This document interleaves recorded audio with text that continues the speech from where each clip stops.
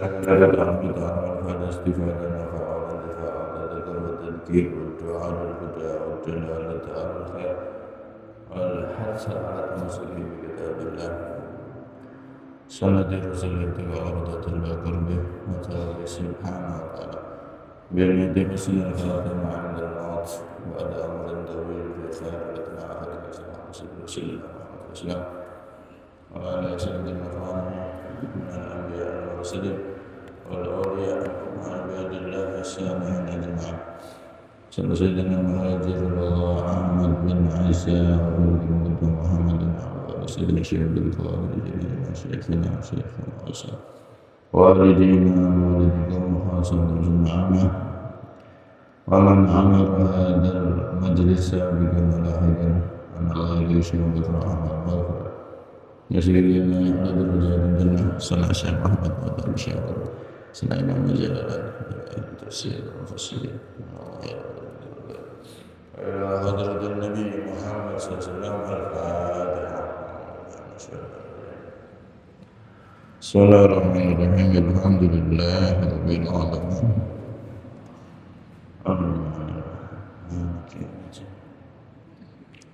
إياك نعبد وإياك نستعين اهدنا الصراط المستقيم صراط الذين أنعمت عليهم غير المغضوب عليهم ولا الضالين. بسم الله والحمد لله على نعمة الإسلام وكفى بها من نعمة. أشهد أن لا إله إلا الله وحده لا شريك له شهادة تنجي قائلها يوم القيامة. وأشهد أن سيدنا محمدا عبده ورسوله إلى سائر الأمة. اللهم صل وسلم وبارك على سيدنا محمد وأنزله المقعد المقرب عندك يوم القيامة وعلى آله وصحبه إلى يوم القيامة. رب اشرح لي صدري ويسر لي أمري واحلل عقدة من لساني يفقهوا قولي سدد لساني واهد قلبي بحق سيدنا محمد النبي صلى الله عليه وسلم. دستوركم يا أهل الترك ويا أهل الباطل ويا أهل النعمة ويا أهل النور. أما بعد. Jamaah semuanya yang dirahmati oleh Allah Subhanahu wa Ta'ala, alhamdulillah. Allah Subhanahu wa Ta'ala mengizinkan kita kembali untuk sama-sama bisa hadir di rutinan dan di tempat yang mulia ini. Semoga duduknya kita di sini membuahkan duduknya kita kelak di sana di surganya Allah Subhanahu wa Ta'ala. Dan semoga kita diberi panjang umur, sehat walafiat, dimudahkan urusan dan dikabulkan hajat anak-anaknya, keluarganya dijadikan saleh salihah, dan setelah itu semua nanti diberi kesempurnaan husnul khatimah. Amin ya rabbal alamin. Tafsir satu pertemuan satu ayat, kita sampai pada surat Baqarah ayat 152. أعوذ بالله من الشيطان الرجيم. بسم الله الرحمن الرحيم.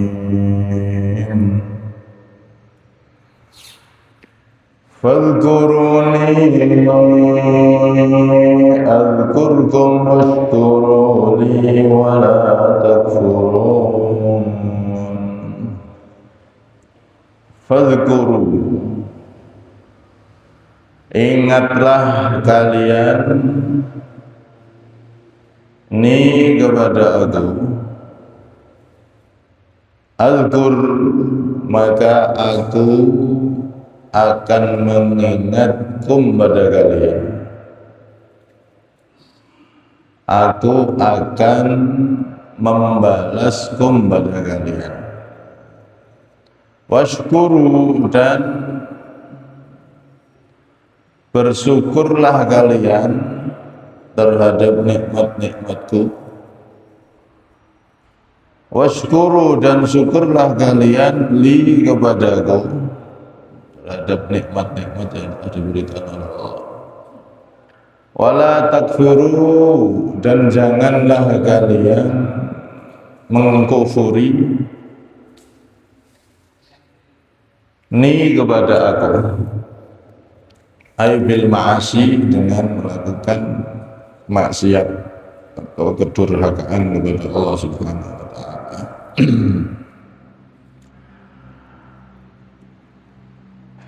Hadirin yang dirahmati oleh Allah, ayat ini kata ulama termasuk ayat yang menunjukkan kemuliaan kita umat baginda Nabi sallallahu alaihi wasallam. Muhammad. Karena Allah Subhanahu wa taala menyebutkan fadhkuruni, ingatlah kalian, ni kepada aku, langsung ingatlah aku, kata Allah. Kita umat Nabi disuruh oleh Allah mengingat, zikir, iling langsung kali Gusti Allah.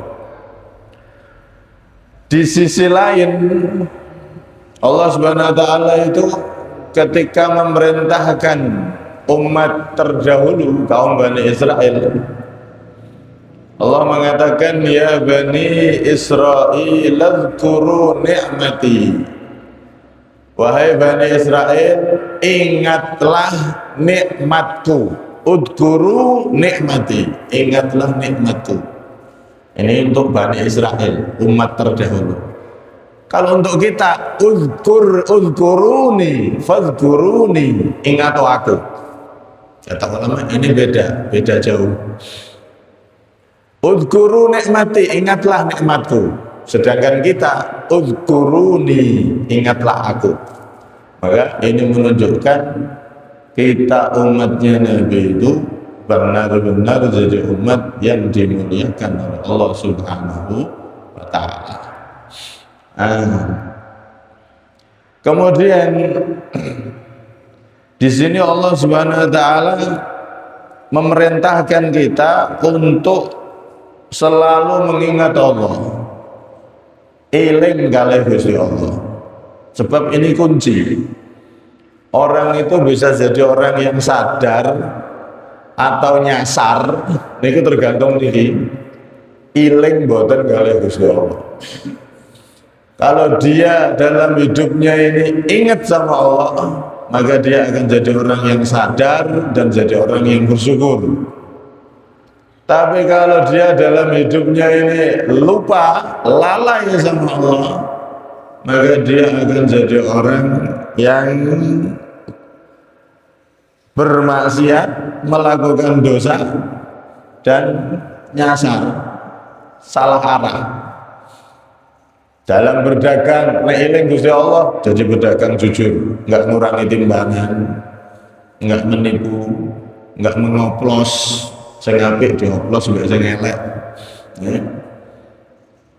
Dalam jabatan, nek eling kali Gusti Allah, enggak berani korupsi, ya. Jadi pejabat yang amanat, sama sekali enggak berani. Jangankan 1 hari 1 M. Satu hari 1 M. Itu pejabat saat ini edan-edanan, oknum-oknumnya korupsi kok ya ora ukuran, sedino 1 M. Ya Allah, rakyatnya agak sing miskin.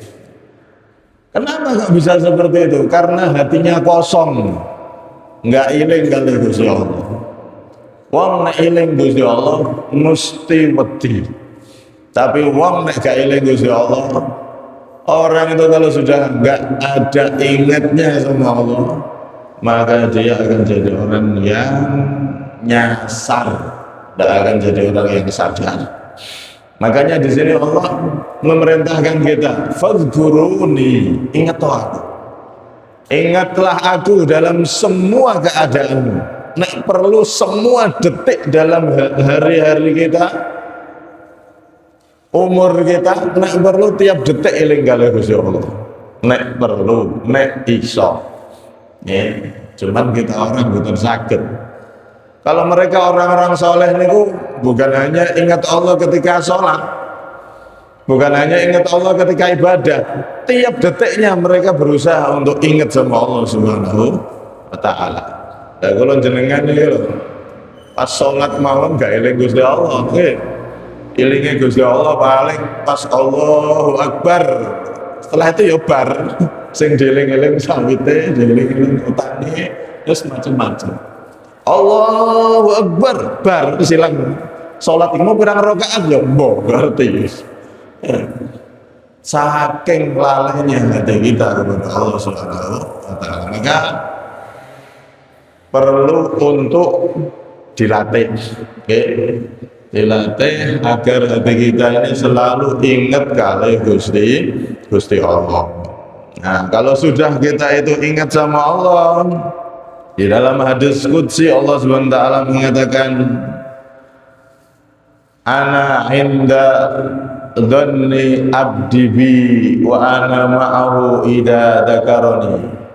Aku ini sesuai prasangka dari hambaku, prasangka hatinya, dan aku bersama hambaku tak saat dia mengingat aku. Fa in dzakarani fi nafsi, jika dia mengingat aku di dalam dirinya, dzakartuhu fi nafsi, maka aku ingat dia dalam diriku. Wa in dzakarani fi mala'in, dzakartuhu fi mala'in khairin minhu. Jika dia mengingat aku di halayak rame kumpul, maka aku pun mengingat dia, menyebut dia di halayak yang lebih baik, yaitu di depan para malaikat. Dalam hadis lain disebutkan, ana jalisu man dzakarani, aku adalah teman duduk orang yang berzikir mengingat aku.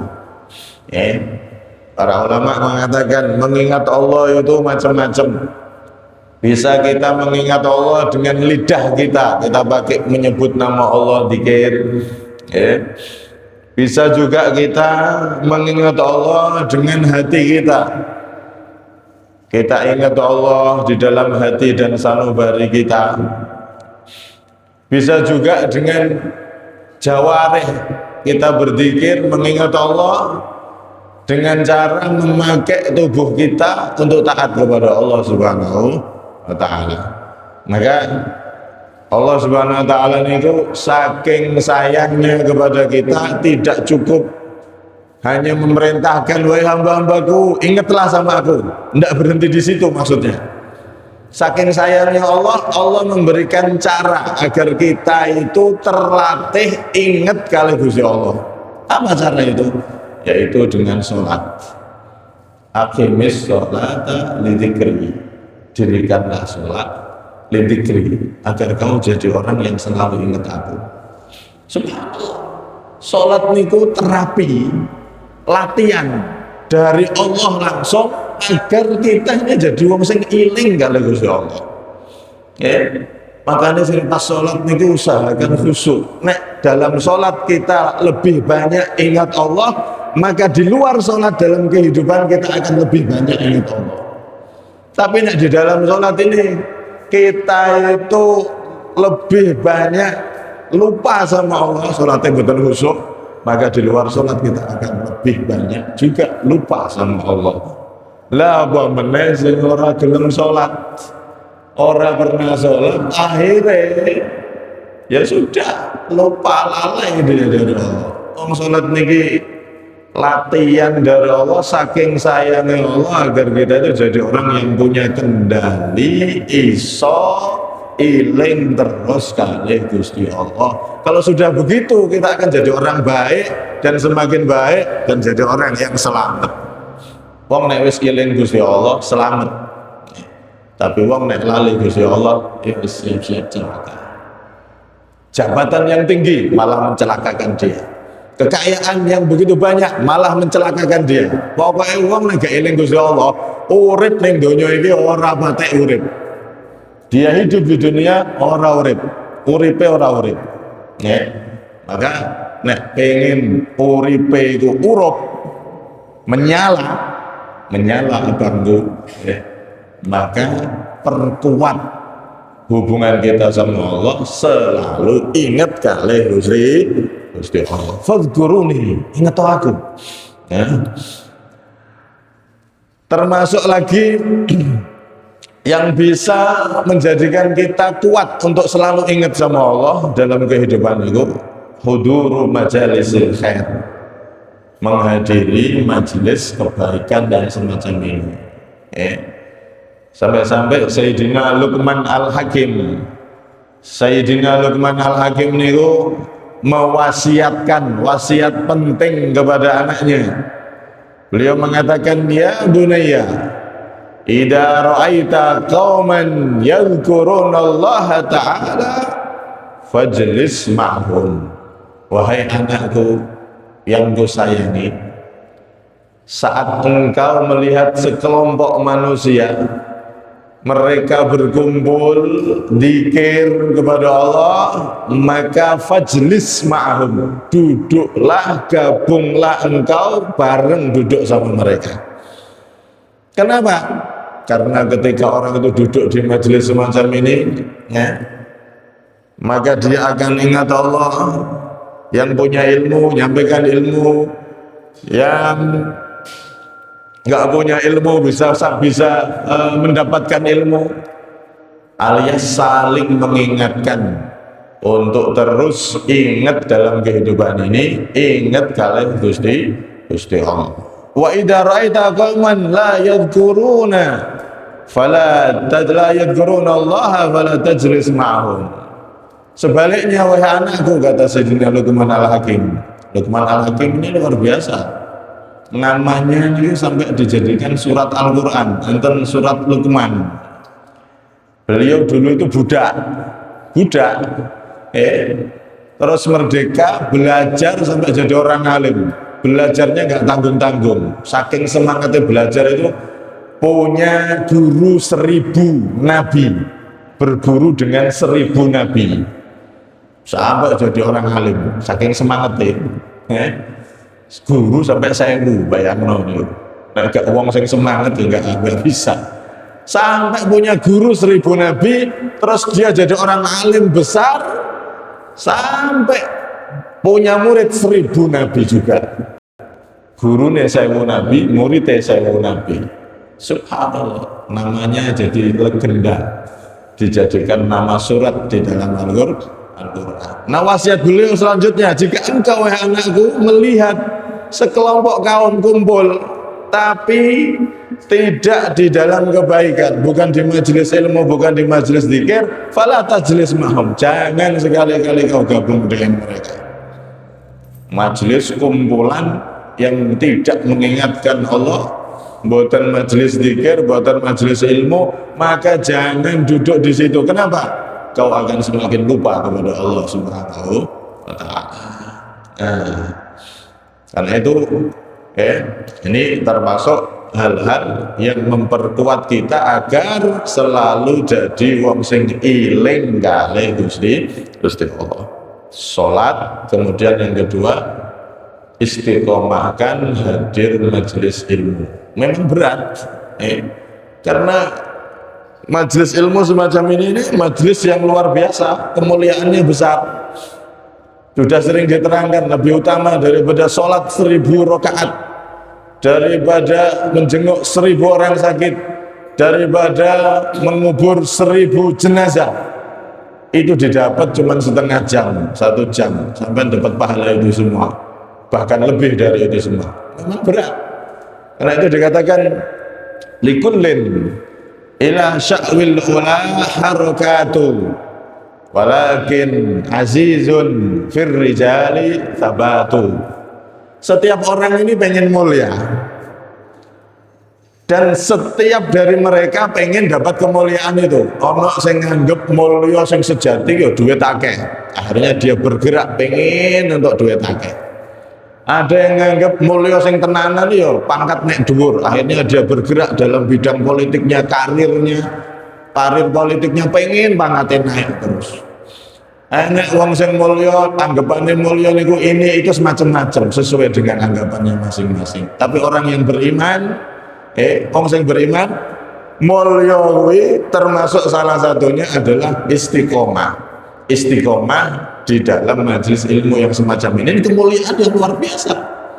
Imam Syafi'i sampai mengatakan tidak ada satupun ibadah yang lebih hebat, lebih mulia, lebih besar setelah yang wajib daripada kita duduk di majelis ilmu. Duduk di majelis ilmu ini ibadah paling utama setelah yang wajib-wajib. Karena luar biasa. Semua orang punya gerakan untuk meraih kemuliaan, tapi langkah dari mereka yang konsisten terus istiqomah di dalam kemuliaan tersebut. Maka itu semua perlu kita latih agar kita itu jadi orang yang istiqomah. Kalau sudah sholat ini kita jaga, kita perbaiki khusyuknya, kemudian kita hadir di majelis ilmu, insya Allah dengan dua hal yang besar ini kita akan semakin jadi orang yang ingat eling ngane Gusti Allah. Umpama lali ini ora patek suwe-suwe. Umpama lali ini ora patek parah. Nggih, umpama lali ya cepet eling meneh. Soalnya ya di nasihati, denger nasihat, denger hadis, denger terus jadi ingat lagi, lupa ingat lagi, dan seperti itu. Ini wasiat daripada Sayyidina Luqman Al-Hakim radhiyallahu anhu arda. Kemudian selain dua ini, para ulama juga menyebutkan agar kita itu jadi wong sing eling kalih Gusti Allah niku berusahalah untuk menjauhi maksiat dan semua yang berhubungan dengan maksiat. Teman-teman sing ngajak maksiat, lingkungan sing ngajak maksiat, jauhi semuanya.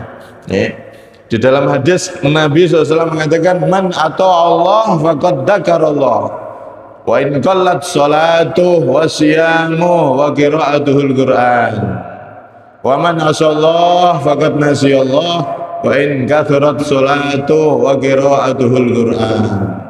Siapa orang yang taat kepada Allah, dia menjauhi maksiat, maka dia terhitung menjadi orang sing iling kali Gusti Allah. Wong sing iling Gusti Allah niku pripun? Dia berusaha menjauhi maksiat. Walaupun sholat sunnahnya sedikit, walaupun puasa sunnahnya sedikit, walaupun Qur'annya bacaannya sedikit, tapi dia berusaha jadi wong sing gak maksiat, gak ngelakoni dosa. Maka orang yang seperti ini terhitung jadi orang yang iling kalih Gusti Allah, terhitung seperti orang yang berzikir kepada Allah Subhanahu wa taala.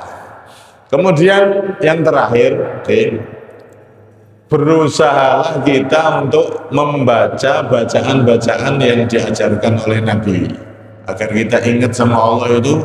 Berusaha setiap kita melakukan kebaikan, baca doa-doa yang diajarkan. Minimalnya kita baca bismillah, makan bismillah, pakai baju bismillah, keluar rumah bismillah, pakai sandal bismillah, pokoknya bismillah, bismillah, alhamdulillah, bismillah, alhamdulillah. Itu dibiasakan, zikir itu bismillah, alhamdulillah, bismillah, alhamdulillah, bismillah. Mau ke kebun, mau apa, bismillah, selesai pulang, alhamdulillah. Pokoknya bismillah, alhamdulillah itu dibaca terus setiap kita melakukan kebaikan, agar kita terhitung menjadi orang yang ingat terus sama Gusti Allah. Ada satu riwayat, dan riwayat ini luar biasa, agar kita itu jadi orang yang terhindar dari maksiat. Ada satu riwayat yang diriwayatkan oleh Asy-Syaikh Mutawalli Sya'rawi radhiyallahu anhu. Beliau mengatakan, yaqulu ba'dus shalihin, sebagian orang soleh mengatakan, sami'tu fi man sami'a an habibi Rasulillah sallallahu alaihi wasallam. Aku mendengar dari orang yang pernah mendengar langsung dari kekasihku, yaitu Nabi Muhammad sallallahu alaihi wasallam. Apa itu? Amalan begini. Ketika kita itu minum, maka usahakan sebelum minum itu baca bismillah. Bismillah, minum. Setelah itu alhamdulillah. Terus baca lagi, jangan diletakkan, masih di bawah gini. Baca lagi bismillah, minum. Terus alhamdulillah. Baca lagi bismillah, minum. Terus alhamdulillah. 3 kali baru diletakkan. Kata beliau, riwayat dari Ba'dus Sholihin ini tadi, fama dama hadal ma fi jawfik falan yuhaddithaka dzarratun min jasadik bi maksiatillah. Siapa orang yang minum dengan cara ini tadi, maka tidaklah air yang diminum ada di dalam tubuhnya, masuk ke tubuhnya, dan air itu masih ada di tubuhnya, maka tubuhnya, nafsunya tidak akan mengajak dia untuk bermaksiat sedebu pun, alias dia dijaga oleh Allah dari maksiat. Keinginan maksiat, bisikan-bisikan yang pengen ngajak, ayo coba ini, coba itu, yang pengen ngajak macam-macam maksiat itu hilang kabeh. Hatinya jadi hati yang doyane niku taat, wis gak doyan maksiat. Niku nek kita minum air dengan cara seperti itu tadi. Ambil gelas, bismillah, minum, alhamdulillah. Bismillah, minum lagi, alhamdulillah. Bismillah, minum lagi, alhamdulillah. 3 kali baru diletakkan. Cara minum seperti itu akan menghilangkan bisikan ajakan maksiat dalam hati kita selama air itu ada di dalam tubuh kita. Kenapa kok air? Karena air ini yang paling banyak di dalam tubuh. Kalau sudah air itu dibacakan dengan cara yang tadi, air itu jadi air yang bersih, darahnya semuanya jadi air bersih, sehingga kita ini akan jadi orang yang lebih mudah untuk taat, lebih mudah untuk iling kali Gusti Allah. Nah, ini ilmu mahal ini, ya. Sampai amalkan saat minum, mau minum air putih atau minum kopi, minum apa, cara minum Rasulullah seperti itu. 3 kali tegukan, 3 kali bismillah, 3 kali alhamdulillah. Maka kalau kita pakai cara minum Rasulullah seperti itu, tiap kali kita minum, insya Allah kita akan jadi orang yang selalu ingat Allah, tidak doyan lagi untuk bermaksiat. Mungkin-mungkin kita bisa mengamalkan. Kemudian yang terakhir, washkuruli wala takfurun. Syukurlah kalian kepada aku, syukuri semua nikmat-nikmat Allah. Fahami, syukur niku napa sih? Mudahnya syukur niku faham. Semua nikmat yang kita capai saat ini itu semua dari Allah. Bukan dari pabrikku, bukan dari kebunku, bukan dari tokoku, bukan dari usahaku. Kabeh nikmat sing saiki tak cekel, kabeh sangka Gusti Allah. Hati kita tanamkan seperti itu. Kalau sudah begitu, kita berarti jadi hamba yang bersyukur. Tapi nek wong gak eling Gusti Allah, gak paham ini, dia menganggap saya kaya ya karena saya orang hebat, bisnis saya hebat, saya ahli bisnis, saya ini ahli itu, sehingga saya kaya. Dia lebih melihat usahanya daripada anugerah Allah. Maka orang seperti ini kufur, alias masih durhaka sama Allah. Maka semua nikmat yang kita capai saat ini, capaian yang kita capai saat ini, fahami dalam hati, semua itu kalau tidak dari Allah, sehebat, seahli apapun kita, tidak akan bisa mencapai itu semuanya. Nah, washkuruli wala takfurun, syukurlah kalian, fahami semua nikmat dari Allah, wala takfurun, dan janganlah kalian mengkufuri aku dengan bermaksiat tadi itu. Semoga kita semua jadi orang yang ahli zikir, alias iling kali Gusti Allah, ahli syukur, alias sadar kabeh anugerah sangka Gusti Allah, dan jadi orang yang jauh dari maksiat, jauh dari kekufuran, mengkufuri nikmat-nikmat Allah. Semoga kita jadi orang yang seperti itu. Amin ya rabbal alamin. Terakhir kesimpulan pertama, jadilah kita orang yang selalu ingat sama Allah. Allah ngasih tip saking sayangnya, yaitu dengan cara sholat. Sholat itu cara agar kita semakin jadi wong sing iling karo Gusti Allah. Kemudian para ulama menambahkan hadir di majelis ilmu yang semacam ini. Kemudian yang kedua, kalau minum usahakan seperti cara minumnya Nabi tadi, agar kita jadi orang yang enggak doyan maksiat, jadi wong sing doyane taat. Minum bismillah alhamdulillah, bismillah alhamdulillah, bismillah alhamdulillah, 3 kali tegukan, 3 kali bismillah, 3 kali alhamdulillah. Ini amalan yang luar biasa, insya Allah bisa menjaga diri kita dari kecenderungan maksiat menjadi cenderung taat.